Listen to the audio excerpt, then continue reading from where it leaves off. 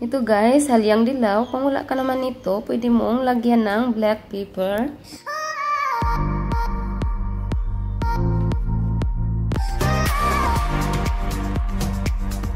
At ngayon ay mainit na ang ating kawali. Lagyan natin ito ng mantika.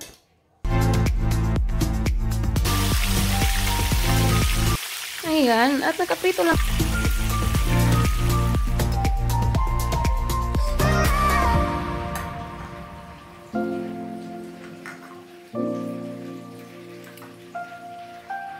At batilin natin ang ating itlog na maalat.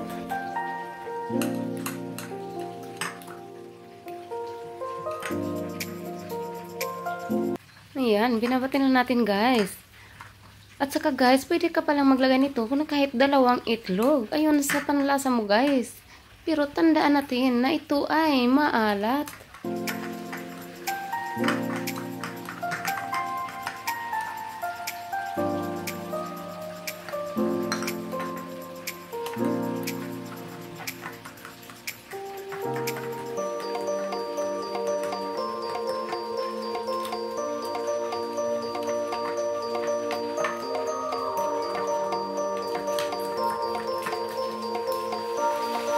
At mas mabuti guys kung may salted egg powder tayo para na hindi na tayo mahihirapan pa ng ganito.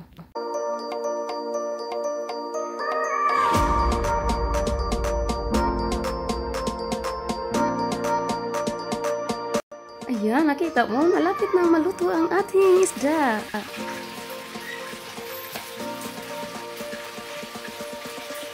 At habang nakaprito ang ating isda, ayan ito. Inanda natin ang iba pang mga sangkap, guys.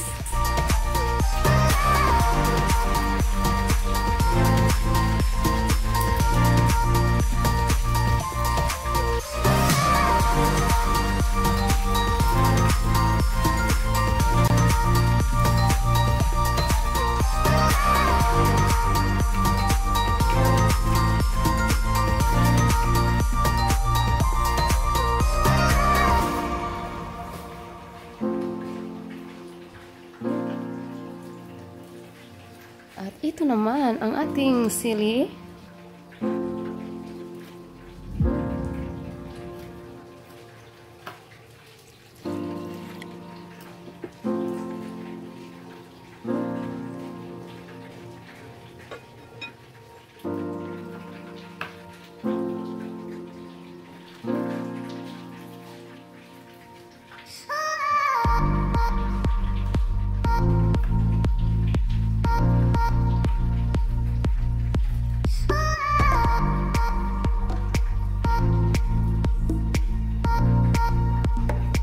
Daon ng kari.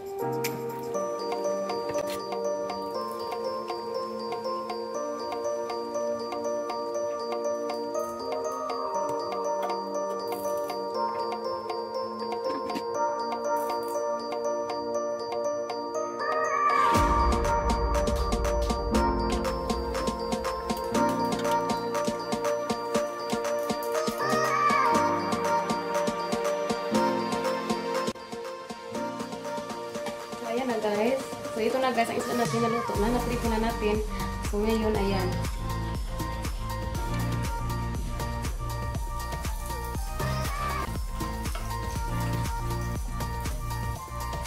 Maghugas tayo ng kawali guys para sa lulutuin nating sauce.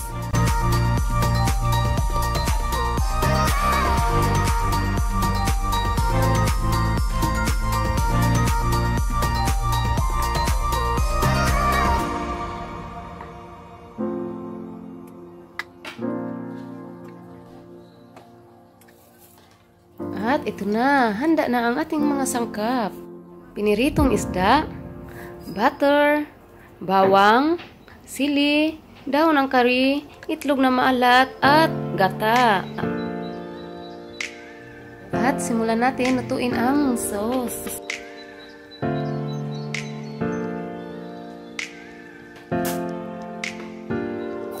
Ayan, unahin na natin ang butter para may maigisa tayo sa ating bawang,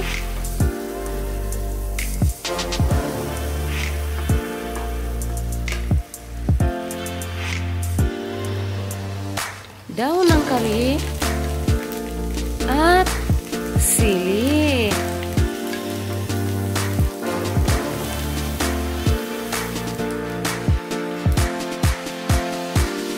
At dagdag ang ating itlog na maalat.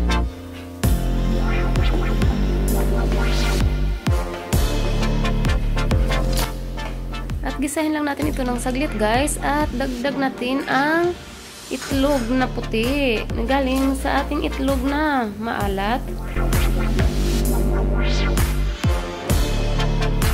At lagyan natin ng gata.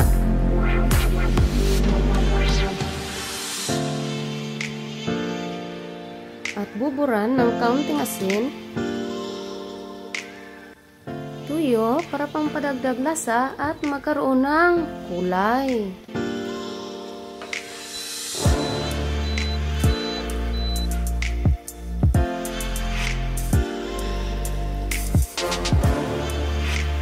Ayan, estimate mo na lang kung gaano kadami ang gusto mong ilagay na tubig. Dahil maging ganun kadami din ang sauce. Ayan, lutuin lamang natin ng sandali.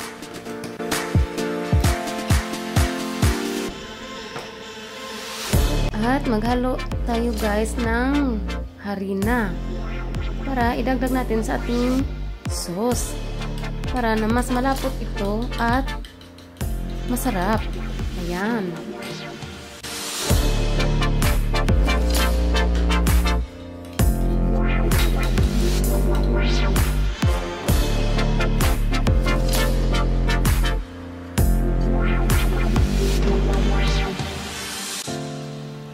Ayan, dumarami na kaunti ang ating sauce guys. At ngayon natapos na. Ibuhos natin ito sa ating isda. Ayan guys, mukha namang masarap, diba? Wow! Wow! Is there? Let's go. One time, let's go.